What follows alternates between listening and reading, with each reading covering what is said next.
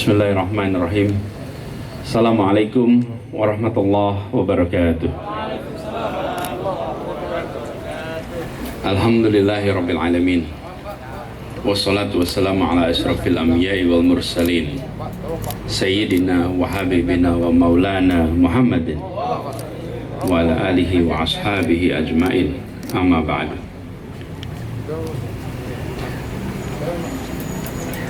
Yang saya hormati, yang saya muliakan, yang kita semua cintai, para habaib, para alim ulama yang semua berkumpul di tempat ini, membuat kita semua merasakan langsung insyaallah tempat ini menjadi penuh keberkahan. Begitu banyak berkumpul pada siang hari ini. Saya ketika perjalanan ke sini memang tahu bahwa ini akan peresmian sebuah kantor, tapi saya tidak membayangkan bahwa di sini menjadi seakan lautan ulama dan habaib. Insya Allah ini penanda sebuah kebangkitan bagi umat di Jakarta dan Indonesia. Yang saya hormati yang berada depan sini, Kiai Haji Maulana Kamal Yusuf, Habib Hamid Al-Kaf, Kiai Haji Munawir Asli, yang saya hormati Kiai Haji Lutfi Al-Zawawi, yang saya hormati Ketua Umum MUI Kiai Haji Munahar Mukhtar, Habib Ali bin Abdurrahman Al-Habsyi, Habib Hud Al-Atas. Kalau saya sebut nama satu-satu panjang semua, mohon izin tidak disebutkan semua. Wali Kota Jakarta Selatan. Tapi betul Bapak sekalian, kalau boleh saya sampaikan, bulu kuduk berinding berdiri di tempat ini. Allahumma shalli Muhammad. Bapak sekalian saya hormati para habaib, para alim ulama. Seperti tadi disampaikan oleh Ketua Umum DPP Fuhab bahwa kantor yang selama ini dipakai sebagai sekretariat amatlah mungil, tetapi yang diwadahi amatlah besar. Siapa? Para habaib, para alim ulama yang selama ini menjadi pilar bagi umat dan juga penjaga di Jakarta. Karena itu kita kemudian sama-sama ikhtiarkan, dan alhamdulillah tempat yang dipilih adalah tempat yang insya Allah sangat strategis di Jakarta dan di Indonesia ini. Bapak-Ibu sekalian, lokasinya titik ini kalau diambil peta, diambil titik sebaliknya, itu namanya sekretariat ASEAN. Di balik sana sekretariat ASEAN tuh. Jadi kalau ditanya di mana Kebuab, di ibu kota Jakarta dan di ibu kota ASEAN. Di sini tempatnya. Karena memang Jakarta itu ibu kotanya Indonesia dan ibu kotanya ASEAN. Kalau dilihat, kita tentu tidak melihat lokasi semata-mata soal harga, tapi saya ingin sampaikan, kantor-kantor organisasi Islam terlalu banyak yang berada di pinggir-pinggir. Dan hari ini kantor Fuhab ada di tempat salah satu paling sentral di Jakarta. Sentralnya lokasi, insya Allah mencerminkan sentralnya peran. Insya Allah mencerminkan besarnya dampak bagi umat, bagi masyarakat. Ini adalah tanggung jawab yang tidak kecil, tapi insya Allah tanggung jawab yang ringan untuk para ahli habaib, para alim ulama. Jadi kami merasa bersyukur sekali, dan dalam waktu yang singkat, relatif singkat, tempat ini sudah berubah. Tempat ini sudah menjadi tempat yang representatif untuk para habaib dan para alim ulama untuk berada di sini. Saya perlu sampaikan, ada satu orang yang berjasa menyiapkan ini, karena tanpa dia mengerjakan akan jadi. Namanya Pak Reza. Mana Pak Reza? Dia malah tidak duduk di depan nih Pak Reza. Nah itu dia tuh. Duduknya paling belakang, tapi kalau kapal terbang, itu paling belakang itu yang menentukan arah itu. Karena kalau belakang itu buntutnya itu yang menentukan tuh. Pak Reza ini yang bekerja mengurusi aset dan kemudian menunjukkan beberapa pilihan-pilihan. Tapi semuanya para habaib, para alim ulama. Jakarta punya banyak tempat. Kita ingin tempat-tempat ini menjadi pengalir keberkahan. Kita ingin betul-betul menjadi sumber seakan hulu kejernihan, kecemerlangan. Karena itu kemarin ketika mau penulisan prasasti, saya sampaikan sama Pak Reza, saya tidak ingin tulis sekadar prasasti biasa. Saya ingin titipkan pesan untuk tempat ini. Saya tulis, boleh lihat sedikit. Saya tuliskan begini kira-kira. Rumah ini diresmikan pada tanggal 10 November di Jakarta.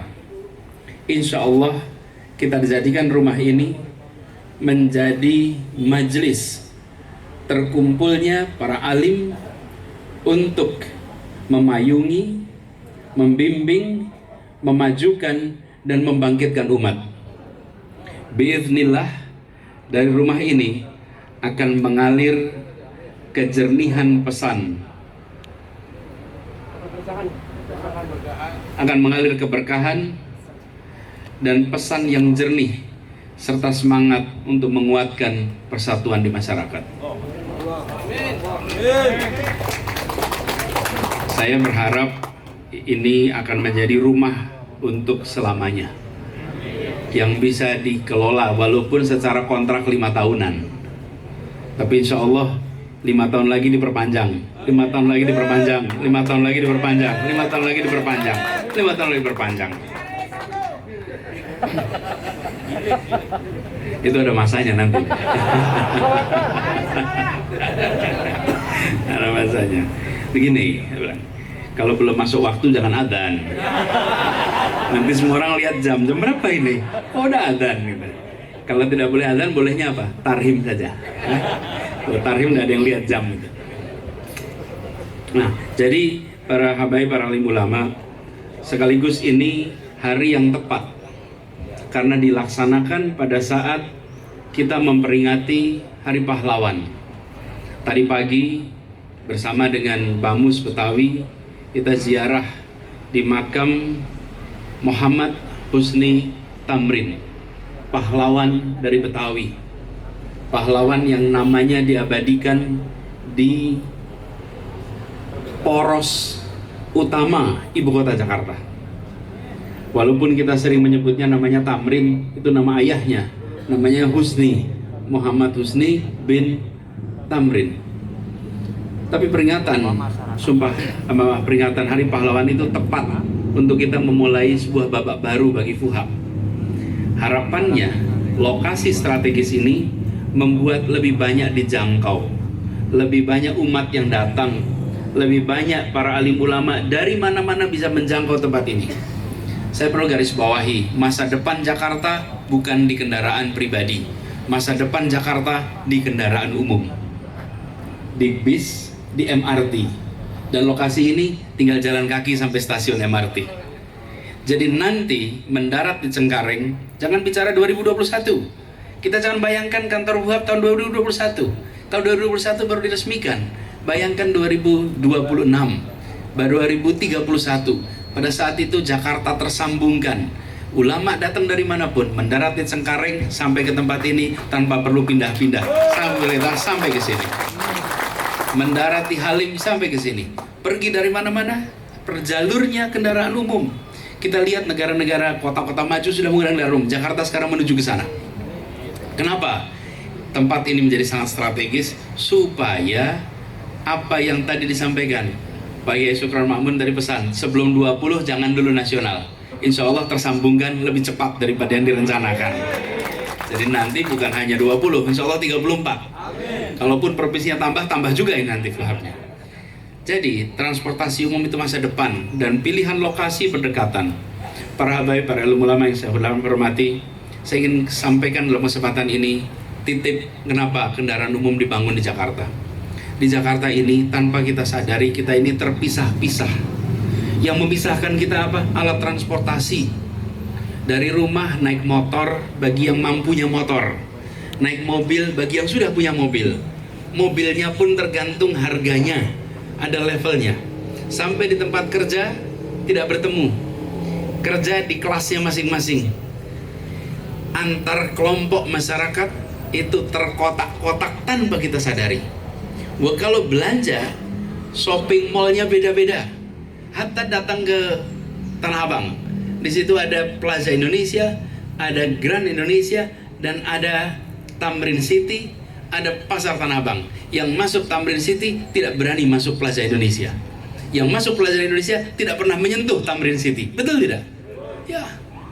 Habib Hud yang kebun kacang tahu persis seperti apa itu tempat. Terbagi, terkotak-kotak. Terkotak-kotak, kenapa? Karena negara membiarkan itu tumbuh, diserahkan pada pasar, diserahkan pada swasta untuk mengatur di mana bertemunya masyarakat. Sehingga tanpa kita sadari terkotak. Siapa yang bisa mempersatukan? Siapa yang bisa membuat semua perasaan yang sama? Yang sosioekonomi rendah masuknya toko yang beda, Plaza Indonesia beda, Grand Indonesia beda. Mau tahu di mana tempat yang miskin bisa duduk bersama, yang miskin bisa percaya diri duduk paling depan? Namanya masjid, Bapak Ibu. Di masjid tidak ada perasaan takut untuk masuk dan duduk di soft paling depan. Boleh saja di rumah hidupnya sulit, sampai di masjid dia bisa bersebelahan dengan seorang ulama yang sangat tersohor. Dia boleh berdekatan dengan pejabat paling tinggi di wilayahnya tanpa ada perasaan terganggu, dan tidak ada ketakutan masuk masjid manapun. Tidak ada, cek saja. Tapi kalau masuk tempat-tempat lain di Jakarta ini ada bedanya. Karena itu, kenapa transportasi yang kedua nih? Masjid satu, yang kedua transportasi. Kita ingin di transportasi umum itu orang berdiri sama tinggi, duduk sama rendah. Masuk MRT, mau presiden, mau office boy, mau CEO, mau pengangguran, berdirinya sama. Tidak ada ruang VIP, tidak ada business class, semuanya setara. Apa yang dibangun? Perasaan kesetaraan, perasaan keadilan, perasaan bahwa kita dapat perlakuan yang sama. Dan yang tidak kalah penting, berinteraksi. Karena interaksi kita selama ini dipisah-pisahkan oleh strata ekonomi. Ini ikhtiar kita. Karena itu, karena saya sebut soal transportasi umum, karena kebetulan dekat dengan sekretariat FUHAP, dan nantinya menggunakan ini sebagai alat untuk datang ke sini. Jauh lebih mudah. Bagi Lutfi tinggal naik Transjakarta, bisa langsung turun depan sini, Be. Dari Kebayoran Lama datang ke sini gampang betul. Jadi sekalian, para ulama, kita akan ketemu dengan Jakarta yang berubah, dan lokasi ini tidak akan tertinggal dalam perubahan itu. Justru ini menjadi bagian dari masa depan wajah kota Jakarta. Insya Allah ini diberikan kemudahan sehingga bisa tuntas dalam waktu yang lebih cepat dari yang direncanakan. Para alim ulama yang saya hormati, mari kita sama-sama jaga tempat ini. Mari kita jaga bukan hanya fisiknya, tapi kemuliaannya dan kegiatannya. Insya Allah kami terus akan dukung kegiatan-kegiatannya di FUHAP, dan menjadi seperti yang tadi disampaikan, ini benar-benar sentral, magnet tempat semuanya bisa berkumpul, bersilaturahmi. Para ulama yang saya hormati, izinkan saya menutup dengan menyampaikan rukunnya sebuah peresmian, dengan menyampaikan kalimat peresmian, dengan mengucap Bismillahirrahmanirrahim. Pada hari ini, Rabu 10 November tahun 2021, Sekretariat Kantor DPP Forum Ulama dan Habaib Jakarta dengan ini secara resmi dinyatakan digunakan.